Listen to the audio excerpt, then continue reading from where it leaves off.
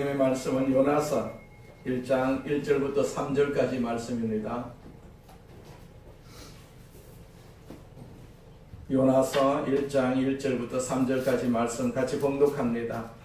여호와의 말씀이 아미떼의 아들 요나에게 임하니라. 이르시되 너는 일어나 저 큰 성읍 니느웨로 가서 그것을 향하여 외치라. 그 악독이 내 앞에 상달되었음이니라 하시니라. 그러나 요나가 여호와의 얼굴을 피하려고 일어나 다시스로 도망하려 하여 욥바로 내려갔더니 마침 다시스로 가는 배를 만난지라. 여호와의 얼굴을 피하여 그들과 함께 다시스로 가려고 뱃사를 주고 배에 올랐더라. 아멘. 할렐루야. 옆 사람과 인사합니다. 예수님 안에서 좋은 일이 있습니다. 다시 한번 인사합니다. 성령으로 충만합시다. 성령으로 충만하시기 바랍니다. 자, 앞에 있는 구호 우리 세 번 함께 외칩니다. 나는 하늘의 복 땅의 복을 받았습니다. 나는 하늘의 복 땅의 복을 받았습니다. 나는 하늘의 복 땅의 복을 받았습니다. 아멘. 하나님 아버지, 우리가 이렇게 선포합니다. 부디 하늘의 복 땅의 복이 우리 성도들의 삶의 장에 넘치도록 임하여 주시옵소서. 예수님의 이름으로 기도드립니다. 아멘. 우리 요나서 1장 1절부터 3절 말씀을 가지고 여호와의 얼굴을 피하여 라는 제목으로 같이 은혜를 나누고자 합니다. 인디아나 존스가 최후의 성전이라는 영화가 있습니다.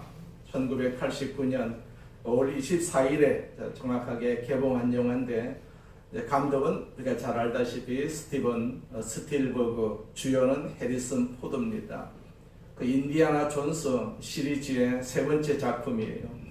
영화의 배경은 1938년입니다. 고고학자 인디아나 존스는 그 예수님의 성배를 연구하던 아버지 헨리 존스 박사가 실종이 되었다는 소식을 듣습니다.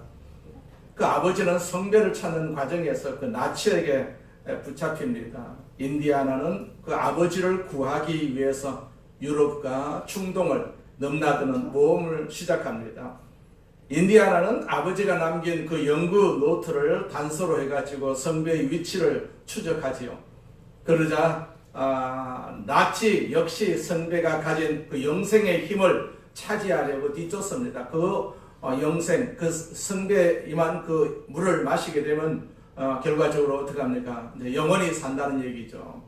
여러 추격전과 함정을 통과한 끝에 인디아나와 아버지는 마침내 성배가 숨겨진 그 신전에 도착을 하지요. 마지막 방에서 성배를 지키던 고대 그 십자군 기사를 만납니다. 그래서 인디아나와 악당 도노반은 방 안에 있는 온갖 화려한 금잔과 보석잔 그리고 초라한 진흙나무 잔이 섞여 있는 것을 발견을 합니다. 악당 도노반은 권총으로 인디아나를 위협해가지고 자기가 먼저 선택을 하지요. 자, 만왕의 왕의 잔이니까 화려할 것이라고 생각을 하면서 보석이 박힌 아주 큰 황금잔을 골라서 그 물을 마셨는데 온몸이 부패해가지고 순식간에 가루가 되어서 소멸을 합니다. 그 십자군 기사는 말합니다. 그는 잘못 선택해서 그렇게 말을 합니다. 자, 인디아나 존스의 선택은요, 예수님은 목수의 아들이시니까 잔도 아마 소박했을 것이다 라는 그런 가장 평범하고 볼품없는 그런 달란트 잔, 토기 잔을 고릅니다. 그 기사가 말을 하죠. 그게 진짜요. 인디아나는 그 성배의 물로 아버지의 상처를 치유합니다. 총에 맞았던 고통을 당하는 아버지의 그 상처에 그 물을 부으니까 깨끗이 낫습니다. 하지만 사원이 무너질 때 성배를 끝까지 손에 쥐려고 했던 여박사 엘사는 절벽 아래로 떨어지고, 인디아나 역시 그 성배를 잡으려고 몸을 이렇게 던지다가 위험에 빠지죠. 이때 아버지가 인디아나의 손을 잡으면서 부드럽게 말합니다. 인디아나, 그냥 놔두거라. 자, 인디아나는 성배를 포기하고 아버지의 손을 잡고 동굴을 탈출을 하지요. 자, 인디아나 존스는 처음에는 성배에 관심이 없었어요. 오직 나치에게 납치를 당한 아버지를 구하기 위해 모험에 뛰어들었습니다. 하지만 후반부에 아버지가 총에 맞아 죽어갈 때 성경은 아버지를 살릴 수 있는 유일한 구원의 약속이 되죠. 그래서 인디아나의 동기는 나치의 탐욕이나 아버지의 학문적 그런 집착과 달라서요. 오직 사랑하는 사람을 살리겠다는 희생적인 그런 마음이었어요. 이 순수한 동기가 있었기에 그런 이성과 두려움을 내려놓고 믿음의 도약, 그 절벽에서 발을 딛는 그런 시험을 이렇게 통과하게 되는 것이죠. 악당들은 그 성배를 가지고 영원한 권력을 이렇게 램프처럼, 마술 램프처럼 여겼지요. 이 영화가 주는 가장 큰 메시지가 바로 우상숭배의 경계와 내려놓음이라고 할 수가 있습니다. 화려한 금자를 고른 도노바는 세상 성공과 번영의 신을 섬기는 인간의 종말을 보여주었고, 소박한 목수의 잔을 고른 인디아는 낮은 것으로 임하신 예수 그리스도의 겸손과 성육신을 드러내는 장면이었어요. 무엇보다도 마지막 순간에 인디아는 영생을 준다는 그 기적의 묽은 선배를 과감히 내려놓고 눈앞에 있는 아버지의 관계를 선택을 하지요. 눈에 보이는 기적이나 아니면 물질적 복보다도 하나님과의 관계, 그리고 가족 간의 사랑이 진정한 구원이자 기적임을 보여주는 그런 감동적인 기독교적 결말을 가진 영화라고 할 수가 있습니다. 토기 잔을 선택을 했을 때 그 십자군, 그 잔을 지키는 십자군이 오래 전부터 지키고 있었어요. 그 기사가 소리합니다. 그게 진짜요. 그건 현명한 선택이었습니다. 그건 지혜로운 선택이었습니다. 결국 마지막 최후의 시험은 선택의 시험이었다라는 사실을 알 수가 있어요. 우리는 세상을 살면서 선택할 수 있는 기회가 많이 있습니다. 예배를 선택할 것이냐, 아니면 세상을 선택할 것이냐. 우리가 이 선택의 기준에서 때로는 우리가 세상의 유혹에 빠져가지고 세상을 선택하는 경우가 많이 있습니다. 결과적으로 세상을 선택했다가는 지옥으로 떨어질 수밖에 없다라는 사실도 우리는 충분히 알 수가 있어요. 오늘 이런 선택의 시험 앞에 직면한 구약의 한 선지자 이야기가 여기 기록이 되어 있어요. 요나서 1장 1절과 2절 다시 보면은 여호와의 말씀이 아미떼의 아들 요나에게 임하니라. 이르시되 너는 일어나 저 큰 성읍 니느웨로 가서 그것을 향하여 외치라. 자, 이제 요나 선지자가 이 말씀을 받는 순간에 그는 선택의 기로 앞에 서게 되지요. 그가 그 말씀에 순종해서 저 북방에 있는 니느웨로 갈 것인가, 하나님 말씀대로, 아니면 그 말씀을 피해가지고 다른 길로 갈 것인가. 물론 우리는 그 결과를 너무나도 잘 알고 있습니다. 그가 도망하다가 큰 물고기 뱃속에 들어가서 고생하고, 그리고 마침내는 억지로라도 순종할 수밖에 없었던 그 이야기를 우리는 잘 알고 있습니다. 그렇다면 성경의 요나 이야기를 통해서 우리에게 전달하려고 하는 핵심적 메시지가 무엇일까요? 요나라는 한 사람의 이야기일까요? 아니면 요나를 삼켰던 그 큰 물고기, 그 물고기의 이야기일까요?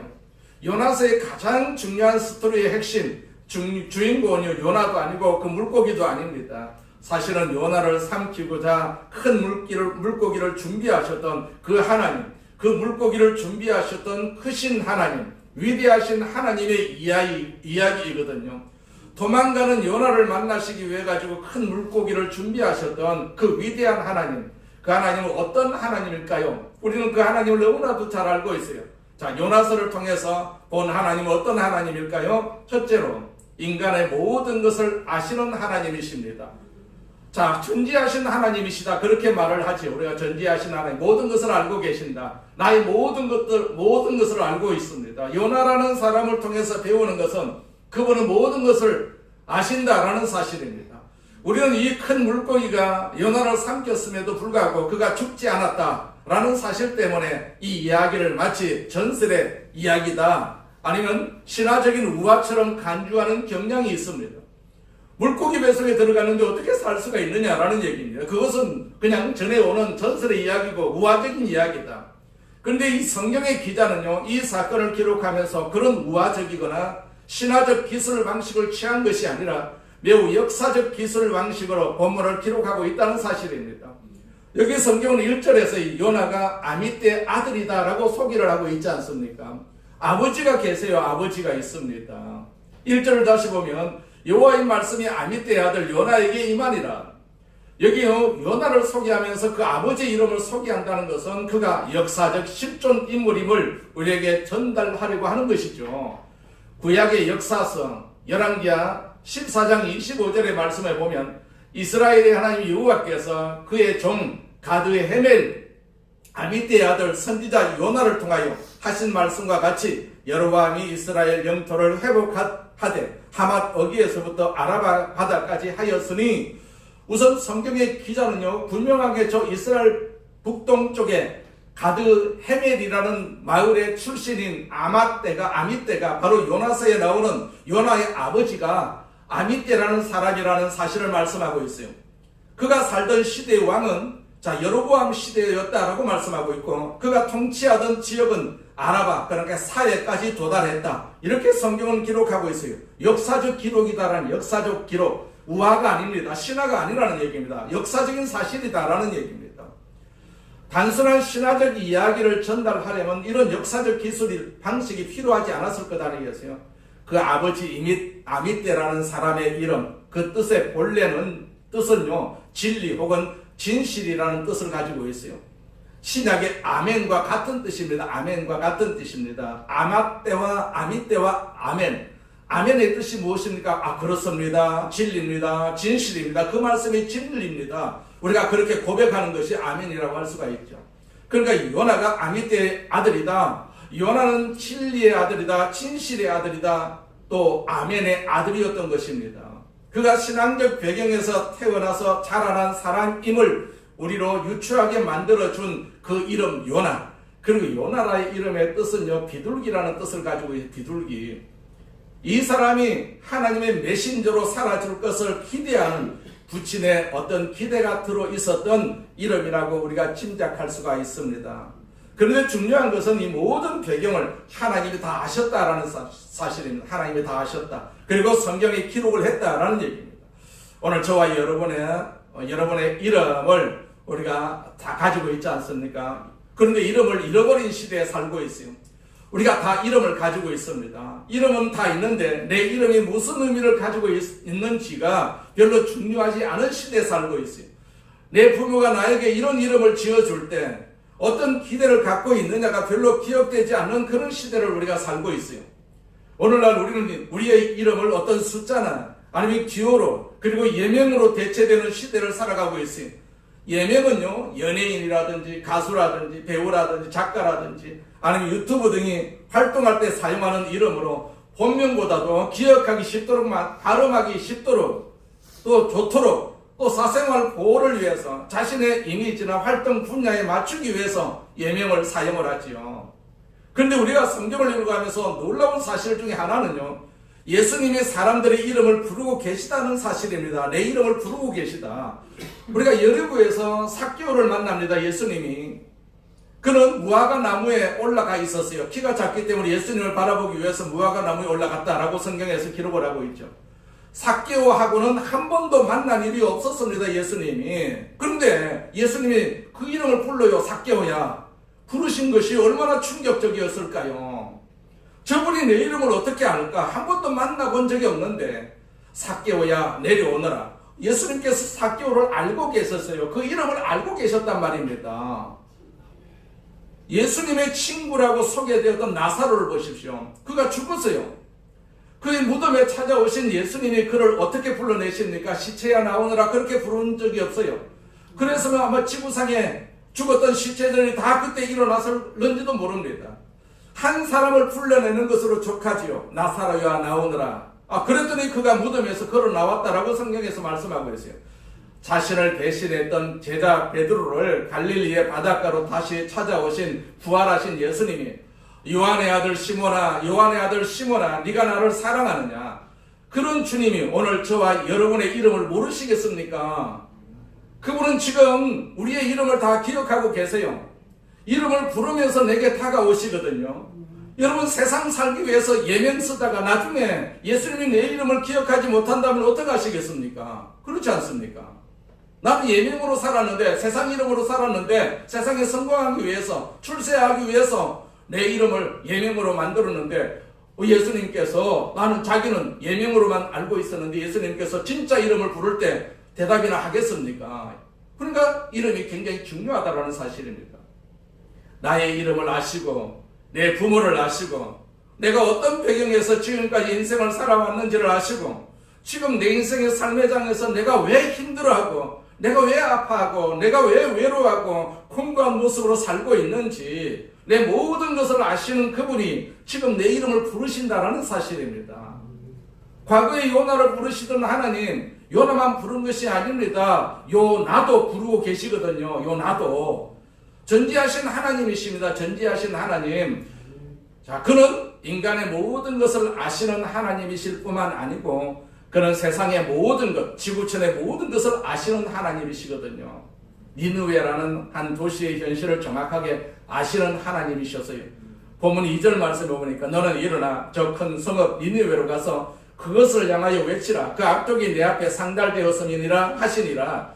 상당히 오랫동안 신학자들과 역사학자들은요, 니느웨라는 그런 도시의 존재성을 의심했던 적이 있었어요. 그런데 이 모든 의심은 1846년으로 끝이 납니다. 1846년 영국의 고고학자 헨리 레이 어드 박사가 니느웨 성의 발굴에 성공을 합니다. 그 발굴의 작업 결과로 거대한 궁전의 흔적 그리고 아수르의 이야기를 담고 있는 수천 개의 묘비들이 발굴이 되었습니다.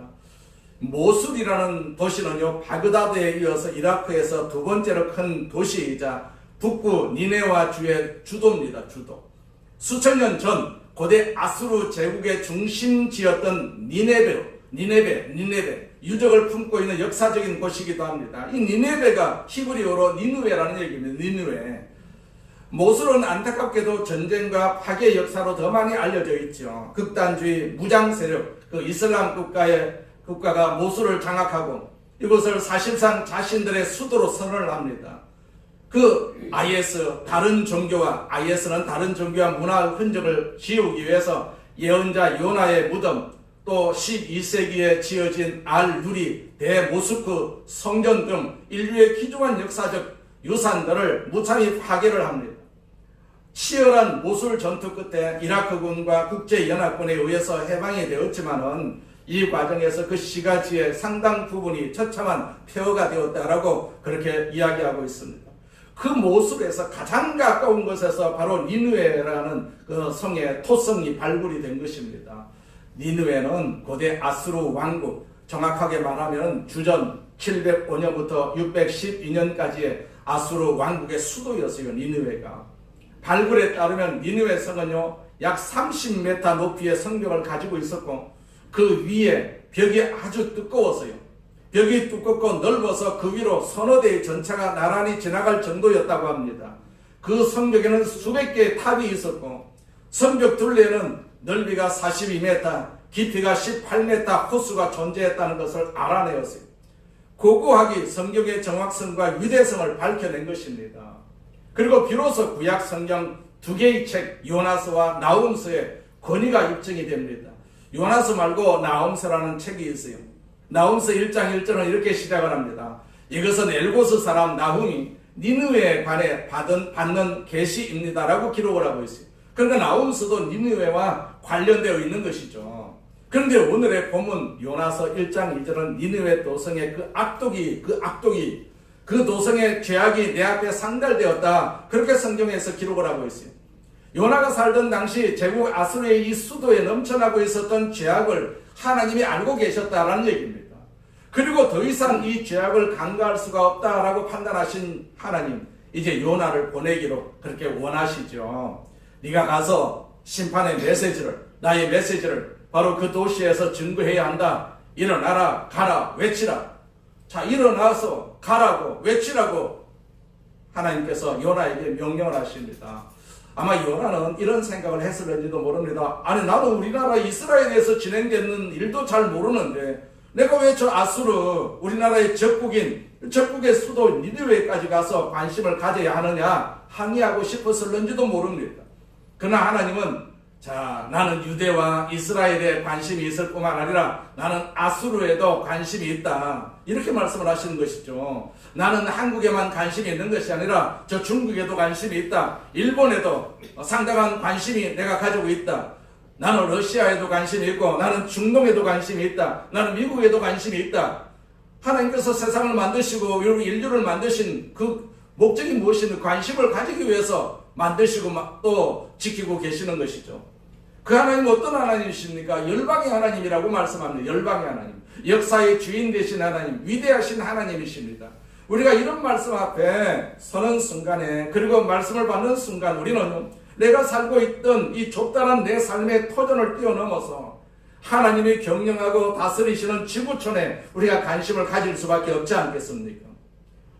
우리나라만 택하신 분이 아니다라는 얘기면 저 이스라엘만 택하신 분이 아니고 온 세계를 하나님께서 택하고 계시고 또 택한 그 능력을 발휘하고 계신다라는 사실입니다. 그리고 그 순간 우리가 선교학자들이 말하는 우리는 진정한 의미에서 월드 크리스찬이다 라고 말할 수가 있는 것이죠. 월드 크리스찬. 자, 하나님이 세상을 이처럼 사랑하사라고 말씀하셨어요. 그 세상은 한국뿐만이 아닙니다. 미국도 일본도 중국도 러시아도 이란도 이 모든 나라를 포함한 온 세상을 이처럼 사랑하신 하나님, 그 말씀을 받는 순간 우리는요 세상을 이렇게 품은 그리스도인이 되어야 되고 또 될 수가 있는 것 아니겠습니까? 우리가 여름철만 되면은 규모가 큰 교회에서는 청년들이 단기 선교여행을 떠나는 것을 볼 수가 있습니다. 그 하나님이 사랑하신 그 지구촌 전체 하나님의 사랑을 전하는 기회가 되는 것이죠. 물론 모든 그리스도인들은 월드 크리스찬이 되어야 합니다. 우리가 살고 있는 이 사는 세상을 지구촌이라고 부르죠. 지금 월드컵 경기가 한참 진행 중인데 2026 북중미 월드컵 또 2026 피파 월드컵이라고 부르고 있습니다. 캐나다, 미국, 멕시코 3개국이 공동으로 개최를 하고 있어요. 지구촌 축제라고 그렇게 부르고 있지 않습니까? 지구촌을 이루고 있는 한 곳에 선교를 한 번이라도 갔다 오는 것은요 하나님 명령을 이루는 것이라고 할 수가 있어요. 한 번이라도 그 낯선 나라에 가서 기도하고 전도하면서 그렇게 시간을 지내다 보면 전 세계가 마음에 들어올 수가 있지 않습니까?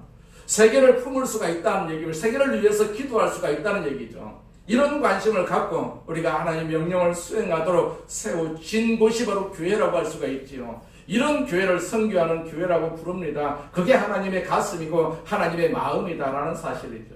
우리는 그 일을 하지는 못하지만은 그들을 위해서 기도는 할 수가 있지 않습니까? 그들을 위해서 우리가 내 자신만을 위해서 기도하는 것이 아니라 우리 나라만 위해서 기도하는 것이 아니라 전 세계를 품을 수 있는 그러한 믿음의 마음이 우리에게 있어야 되죠.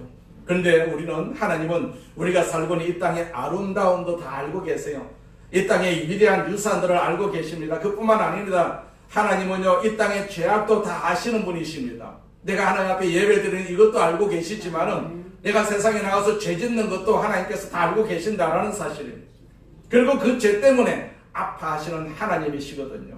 하나님은 대한민국의 죄악을 아실 뿐만 아니라 이웃나라 일본의 죄악도 아시고 미국의 죄악도 아시고 중국의 죄악을 아시고 북한의 죄악을 아시고 러시아의 죄악을 아십니다. 그리고 이스라엘의 죄악도 아시고 그 나라를 향해서 메신저를 보내시는 하나님, 선교사를 보내시는 하나님, 그리고 증인들을 보내시는 하나님, 바로 이 말씀에 대한 순종이 우리들의 선교 사역이라고 할 수가 있습니다.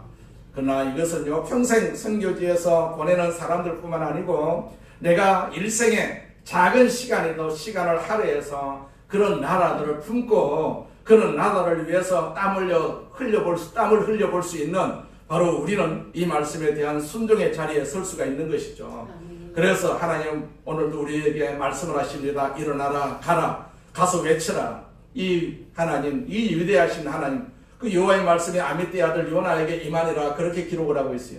그러나 동시에 요나서의 서론은 또한 인간이 어떤 존재인가를 보여주고 있어요. 그 악독이 내 앞에 상달되었다 그렇게 말씀하고 있지 않습니까? 그 죄 때문에 예수님이 오신 것 아니겠어요? 그 죄 때문에 요나를 보내시는 것 아니겠어요? 또 선교사를 보내는 것 아니겠습니까? 그분은 모든 것을 다 알고 계십니다. 우리의 선한 일만 아시는 분만 아니라 우리의 악한 일들도 다 알고 계신다라는 사실입니다. 우리나라만 알고 계시는 것이 아니라 저 암흑의 세계 북한도 알고 계신다라는 얘기입니다. 알고 계십니다. 모든 것을 다 알고 계십니다. 나는 자꾸 나를 숨기지만은 하나님은 다 알고 계신다라는 사실이죠. 두 번째로 이 모든 것을 또한 하나님께서는 다스리십니다.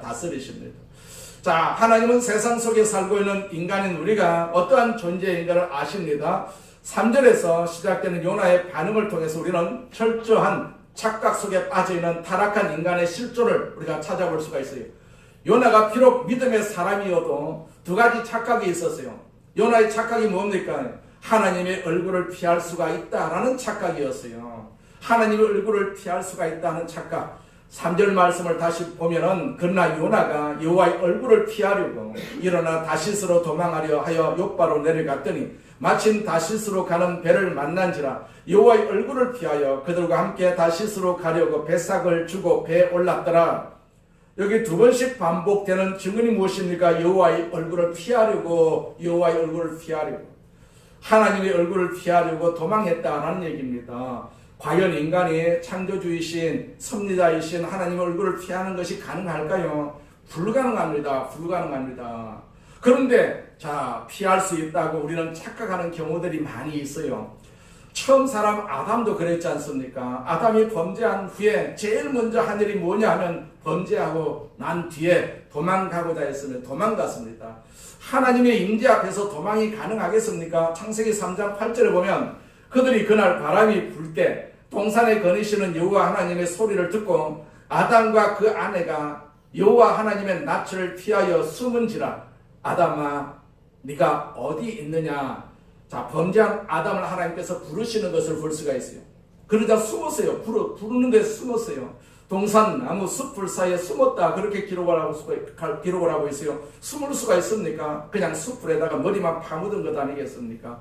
그런데 엉덩이는 그대로 노출이 된 것이죠. 그러니까 하나님 보시면서 네 머리는 어디 있느냐? 그렇게 물으신 것이라고 볼 수가 있죠. 엉덩이만 보이니까 피할 수가 없습니다. 우리가 하나님 앞에 절대로 피할 수가 없다라는 사실입니다. 그런데 피할 수 있다는 착각 속에 우리가 살아가거든요. 우리가 그냥 모른 채 지나가면 다 피할 수가 있다라고 생각을 합니다. 그러나 사람은 모를 수가 있어요. 사람은 시간이 지나고 세월이 지나가게 되면 그런 사건들을 다 잊어버립니다. 그러나 하나님은 절대로 잊지 아니하신다라는 사실입니다. 시편 139편의 내용이 뭐냐면 피할 수 없는 하나님이라는 사실을 쭉 기록을 하고 있어요. 피할 수 없는 하나님. 139편 1절 말씀에 보니까 여호와여 주께서 나를 보셨으므로 나를 아시나이다 그러면서 시작을 하죠. 2절입니다. 주께서 나의 앉고 일어섬을 아시고 멀리서도 나의 생각을 밝히 아시오며 3절에 나의 모든 길과 내가 눕는 것을 살펴보셨으므로 나의 모든 행위를 익히 아시오니 4절에 여호와여 내 혀의 말을 알지 못하시는 것이 하나도 없으시니이다. 자, 7절에 보면 내가 주께 영을 떠나 어디로 가며 주 앞에서 어디로 피하리까 그렇게 말씀하고 있어요. 자, 결론이 뭡니까? 피할 수가 없다는 얘기입니다. 하나님 앞에서는 피할 수가 없다. 숨을 수가 없다. 그 피할 수 없는 하나님이시라면 피할 수 있다고 착각을 하지 말아야 되죠. 내가 교회 좀 안 나오고 그러면 하나님이 나를 그대로 놔두겠지. 한 며칠 안 나온다고 해서 그냥 두겠지. 자, 그럴까요? 내가 나를 힘들게 하는 사람들을 피하면 하나님도 나를 피하게 해주겠지. 그럴까요? 아무도 하나님의 얼굴을 피해서 살아갈 방법은 없습니다. 그렇다면 그 하나님을 우리가 직면해야 되지 않습니까? 날마다 만나야 됩니다. 피할 수 없는 하나님인데 피할 수 있다고 착각하면 안 된다는 얘기입니다. 날마다 우리는 그분의 얼굴을 보고 살아야 돼요. 날마다 그분의 손을 붙잡고 살아야 됩니다. 여기 요나에게 또 한 가지 착각이 있었어요. 그것은 풍요의 세상이 정답이라는 착각입니다. 풍요한 세상. 자, 이 세상 속에 빠지게 되면 세상이 나에게 필요한 것을 줄 수가 있겠다라는 착각이죠. 하나님 떠나도 나는 이 세상 속에 얼마든지 행복할 수가 있다라는 착각을 가지고 있어요. 요나 선지자는요, 적국의 수도 니느웨로 가서 심판의 메시지를 외쳐야만 했지 않습니까? 하나님으로부터 받은 사명이죠. 그러나 두려웠습니다. 그래서 결국 어떻게 됐습니까? 성경은 이렇게 기록을 하지요. 욥바로 내려갔더니 그렇게 기록을 합니다. 욥바라는 도시는 지금 이스라엘의 텔아비브라는 도시입니다. 욥바의 신도시가 바로 텔아비브거든요. 그런데 그 옛 도시 욥바가 그대로 지금도 존재하고 있어요. 그래서 현재 공식 도시 이름은요, 텔아비브 욥바 그렇게 기록을 하고 있어요. 자, 옛날 항구지만은 지금은 별로 사용되지 않지만은 그래도 아직도 항구로서 보존이 되고 있어요.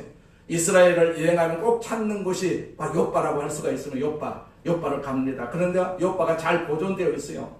여기 항구에서 배를 타고 어디로 갔다고 했습니까? 요나가 니느웨로 간 것이 아니라 다시스로 갔다라고 성경에서 말씀하고 있어요. 반대 방향으로 갔다라고 그렇게 기록을 하고 있지요.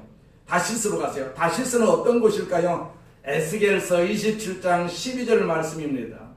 다시스는 그러면서 각종 부하가 풍부함으로 너와 거래하였으며 은과 철과 준합과 납을 네 물품과 바꾸어 갔도다, 그렇게 기록을 하고 있어요. 그럼 각종 보화가 풍부한 도시, 부자 도시가 바로 다시스입니다. 성경학자들은 일반적으로 이 다시스를 스페인의 옛날 무역 항구였을 것이다 라고 추정을 하고 있어요. 하여튼 다시스는 풍요의 세상을 대표하는 도시입니다. 내가 니느웨로 안 가도 나는 다시스로 가면은 하나님 생각 안 하고도 얼마든지 행복하게 살 수가 있다라고 생각을 한 것이죠, 요나가.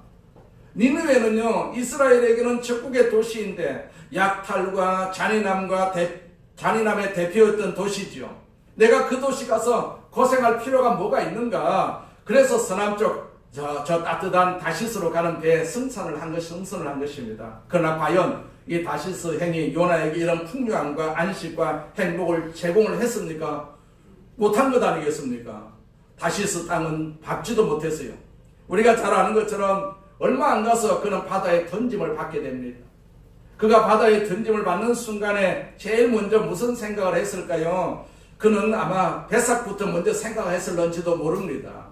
바닷속에 빠질 것 같았으면 내가 배삭을 주고 배에 올라탈 이유가 없지 않느냐. 내가 이 모양이 이 꼴이 되었으니까 배삭 준 것이 아깝다, 그렇게 생각할 수가 있습니다. 다시스는요, 스페인 남부입니다. 지브롤털 해협 근처인데 요바에서 직선 거리는요 3,500에서 4,000km가 됩니다. 굉장히 먼 곳입니다. 자, 실제 배가 지중해 연안으로 따라서 항해를 했다면 4,000km에서 5,000km 이상 되었을 것으로 추정하고 있어요. 얼마나 먼 거리입니까? 굉장히 먼 거리입니다. 상대적으로 배삭이 얼마나 비쌌겠습니까? 그렇습니다. 눈에 보이는 것에 의한 선택, 그 선택은 기도하고 선택한 것이 아니지 않습니까? 하나님 어디로 갈까요? 기도하는 흔적이 없어요. 요나가 선지자인데도 불구하고 기도하는 흔적이 없습니다. 그냥 좋은 대로 간 것입니다. 눈에 보기 좋은 대로, 생각에 좋은 대로 간 것입니다. 본능이 느끼는 대로 더 좋은 대로 그냥 간 것이죠. 가능한 한 가장 먼 서쪽으로 도망을 가려고 했다라는 얘기입니다. 눈에 보이는 대로. 그래서 성경은 눈에 보이는 세상을 조심해야 한다라고 말씀하고 있지 않습니까? 사도 요한의 경고를 아십니까? 요한일서 2장 15절과 16절. 이 세상이나 세상에 있는 것들을 사랑하지 말라. 누구든지 세상을 사랑하면 아버지의 사랑이 그 안에 있지 아니하니, 이는 세상에 있는 모든 것이 육신의 정욕과 안목의 정욕과 이생의 자랑이니 다 아버지께로부터 온 것이 아니요 세상으로부터 온 것이다, 그렇게 말씀하고 있어요. 그럼에도 불구하고 세상의 선택, 세상적인 선택, 육신의 정욕과 안목의 정욕과 그게 근거한 선택으로 그는 다시스 행을 선택했던 것이죠. 결과는 어떻게 되었습니까? 요나가 배를 타고 안심하려고 하던 그 찰나에 하나님께서 바다 위에 큰 바람을 내리십니다. 배가 거의 깨지기 직전까지 가는 엄청난 폭풍이 불어닥쳤고 베테랑 그 사공들조차도 두려움에 떨면서 짐을 바다에 던져야 할 정도로 절대적인 위기에 처했습니다. 그 사공들이 이 재앙이 도대체 누구 때문일까 알아내기 위해서 제비를 뽑았는데 귀신같이 요나가 당첨이 되었어요. 결국 요나는 자신이 하나님의 낯을 피해가지고 도망치느라고 이 사달이 났음을 고백하고 나를 바다에다가 던지라고 그렇게 말을 하지요. 그 사공들이 요나를 바다로 던지자마자 그 사납던 바다가 거짓말처럼 잔잔해졌어요. 바다에 빠진 요나를 기다리고 있던 것은 죽음이 아니고 하나님이 미리 예비하신 거대한 물고기였어요. 요나는 꼼짝없이 그 어둡고 비린내나는 물고기 뱃속에서 3일 밤낮을 갖춰 지내면서 철저하게 회개의 기도를 올리게 됩니다. 요나의 그 눈물 섞인 그러한 회개를 들으신 하나님께서 물고기에게 명령하셔가지고 요나를 육지에 토하게 하시죠. 자, 정신을 차린 요나에게 하나님 다시 똑같은 명령을 내립니다. 일어나서 저 큰 성읍 니느웨로 가거라. 요나는 하나님의 낯을 피해서 멀리 도망치려고 했지만은 결국 폭풍으로 고생하고 바다에 입수가 되고 물고기 뱃속에 갇히는 혹독한 코스를 거치긴 뒤에 원래 가야 했던 니느웨로 고스란히 되돌아가게 됩니다.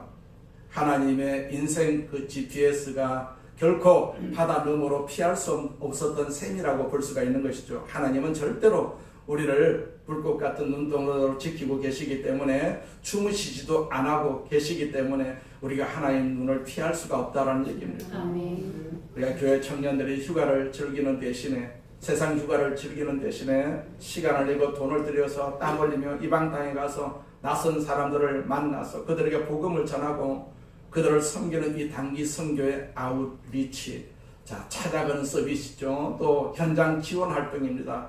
이것을 하나님이 아마 무지무지하게 기뻐하신다라고 생각할 수가 있지 않습니까? 아멘. 저는 그것을 못했어요. 우리 자녀들이 혹시 자라게 되면은 그런 시간을 아마 보낼 수 있도록 그런 기회를 주는 것이 우리의 어떤 자세라고도 볼 수가 있습니다. 그런데 중요한 것은 우리가 단기 선교 이후에도 지금이라도 나머지 네 인생을 걸고 나는 그렇게 순종의 삶을 살겠느냐 그렇게 질문을 한다면 하나님이 가라고 한 그곳으로 갈 수가 있느냐 아니면 요나처럼 다시스의 반대행을 선택할 수가 있느냐 라는 사실이죠. 우리의 신앙은요 갈수록 좋아져야 되지 않습니까? 갈수록 성숙해야 됩니다. 그런데 잠깐의 그런 어떤 일만 우리가 기억을 하고 그 이후에는 하나님을 잊어버리면 안 되지 않습니까? 예수님도 공생애를 시작하면서 선택의 기로에 선 적이 있습니다. 공생을 시작하는데 마귀가 찾아와서요. 마귀가 예수님에게 천하만국의 모든 영광을 보여주면서 절만해 다 줄게 유혹을 합니다. 절만해 내가 다 줄게. 예수님은 그 유혹을 물론 단호하게 거절을 하십니다. 그리고 그분이 걸어가신 길 그건 십자가의 길이었어요. 그는 단순한 번영의 길이 아니라 부의 길이 아니라 권력의 길이 아니라 그것은 소명의 길이었어요. 힘들지만 아프지만 보람있고 의미가 있는 그 길을 선택을 한 것이죠. 여러분 예수님의 선택 그분이 후회를 했을까요?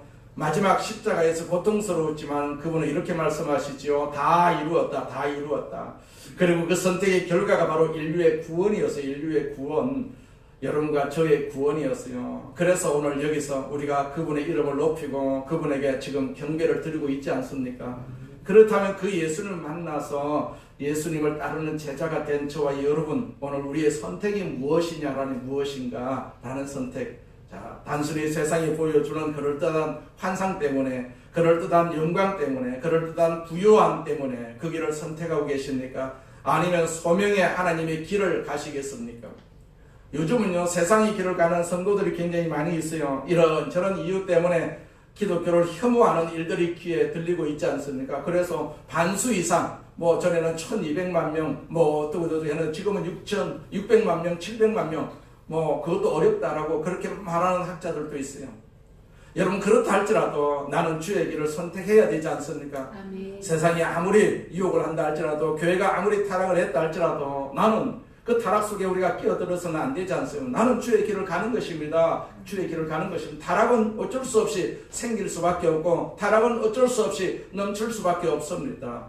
그렇기 때문에 우리가 가는 이 길을 우리는 계속해서 우리가 가야 되지 않습니까? 주의 길이 진실입니다. 세상은 진실이 없습니다. 아무리 진실이라고 해도 진실이 아닙니다. 진리가 아닙니다. 우리는 끝까지 예수님 말씀, 이 하나님 말씀, 이 진실의 길을 걸어가야 되는 것이죠. 사람 보고 가는 것이 아닙니다. 신앙은요 사람 보고 하는 것이 아닙니다. 하나님 말씀 보고 우리가 신앙생활을 하는 것이죠. 주만 바라보고 가는 그런 삶이 되시기를 바랍니다. 우리가 찬양한 것처럼 주만 바라볼지어다. 우리가 주만 바라보면서 이 길을 걸어가면 반드시 우리가 성공할 수가 있게 될 줄로 믿습니다. 아멘. 세상은 계속해서 유혹이 다가올 수밖에 없습니다. 요나도 선지자인데도 불구하고 유혹이 다가오고 그리고 선택해야 할 기로에 놓이는 것을 볼 수가 있어요. 우리가 주님만 바라보면 주님만 따라가게 되면 절대로 성공할 수가 있다는 사실을 우리는 기억해야 될 줄로 믿습니다. 아멘. 부하를 따라가게 되면 부하와 더불어서 우리는 망할 수밖에 없습니다. 그렇기 때문에 우리가 주님만 바라보고 걸어가는 그런 신앙이 되시기를 주의 이름으로 축원을 드립니다. 전능하신 하나님 아버지 감사합니다. 우리를 택하여 주심을 감사합니다. 주의 자녀로 삼아 주심을 감사합니다. 날마다 주께서 우리를 바라보고 우리를 이끌어 주심을 감사합니다. 하나님께서 말씀으로 기도로 우리를 이끌어 주시지 아니하시면 우리는 딴 길로 갈 수밖에 없는 연약한 존재입니다. 부디 하나님께서 우리에게 강한 능력을 허락하여 주셔서 이끌어 주시옵소서. 오늘도 그 이끌림을 받아서 주의 전에 왔사오니 주님께서 우리를 축복하여 주시옵시고 더욱더 큰 힘을 가지고 주를 따라가는 삶이 될 수 있도록 인도하여 주옵소서. 예수님의 이름으로 기도드립니다. 아멘. 우리 말씀을 생각하시면서 성서로 한번 기도하겠습니다. 할렐루야. 전능하신 하나님 아버지 감사합니다. 하나님께서 우리를 구원하여 주심을 감사합니다. 예수의 피로 말미암아서 우리를 구원하여 주시고 그 능력으로 살게 하여 주심을 감사합니다. 우리가 이 세상을 살아갈 수 있는 능력이 없습니다. 그래서 주님의 능력을 구하오니 능력이 우리 가운데 임하여 주셔서 우리가 세상을 살아가게 하여 주옵소서. 아버지 세상의 부업 부요에 아버지는 넘어가지 않게 하여 주옵소서. 세상의 유혹에 넘어가지 아니하도록 주께서 인도하여 주시옵소서. 우리가 먹고 마실 수 있는 모든 것들을 하나님께서 미리 다 주심을 감사합니다. 그것만 해도 우리가 세상을 탐하지 않을 수가 있습니다. 하나님 아버지 도와주시옵소서. 주님만 바라보는 눈을 열어주시옵소서. 주님만 바라보게 하여 주시옵소서. 우리가 연약하고 부족합니다. 하나님께서 우리를 붙들어 주시옵소서. 주여 이끌어 주시옵소서. 끝까지 요나를 지키신 하나님 아버지, 우리가 살아갈 수도 있어도 하나님 아버지 끝까지 우리를 붙들어 주셔서 하나님의 뜻을 이루는 귀한 도구가 되게 하여 주시옵소서. 우리를 축복하심을 감사합니다. 우리를 축복하심을 감사합니다. 오 할렐루야. 전능하신 하나님 아버지, 우리를 축복하심을 감사합니다. 악한 역사가 다 떠나가게 하여 주옵시고 하나님의 역사만 바라보고 걸어가는 저희들 되게 하여 주시옵소서. 하나님 아버지 주님의 길을 걸어가는 저희들 되게 하여 주옵소서. 이 길이 진리의 길이고 이 길이 진실의 길임을 우리가 알고 있사오니 아버지 우리가 진리로 걸어가게 하여 주옵소서. 세상은 진리가 없음을 너무나도 잘 알고 있사오니 하나님 진리가 없는 세상을 우리가 탐하지 않게 하여 주옵소서. 진리이신 주님만 바라보고 걸어가는 저희들 되게 하여 주시옵소서. 주께서 함께 하심을 감사합니다. 영광을 받으시옵소서. 자, 아프신 분 아픈 곳에 손 얹고 기도하겠습니다. 문제가 있으신 분 가슴에 손 얹고 기도합니다. 하나님 우리를 택하여 주심을 감사합니다. 우리가 주님을 바라보고 지금까지 아버지 여기까지 왔습니다. 하나님 아버지 오는 과정 하나님께서 지켜주시고 보호하여 주셔서 이 자리에 있사오니 다시 한번 기도합니다. 앞으로 살아가야 할 그런 세상, 어렵고 고통스러운 세상임을 우리가 미리 알고 있사오니 하나님 더욱더 하나님을 의지하는 믿음으로 살게 하여 주시옵소서. 오늘 이 시간 우리 육신을 위해서 기도합니다. 하나님 아버지 우리 몸을 치료하여 주시옵소서. 모든 질병을 치료하여 주시옵소서. 아버지 하나님께서 치료하여 주셔서 우리를 건강하게 하여 주옵소서. 아버지 모든 암은 떠나갈지어다. 각종 암은 우리 몸에서 다 떠나갈지어다. 질병이 떠나갈지어다. 우리를 건강하게 하여 주셔서 항상 주님 안에서 살게 하여 주옵시고 주님과 함께 동행하면서 찬송하면서 사는 몸 되게 하여 주옵소서. 허리 척추의 질병이 떠나갈지어다.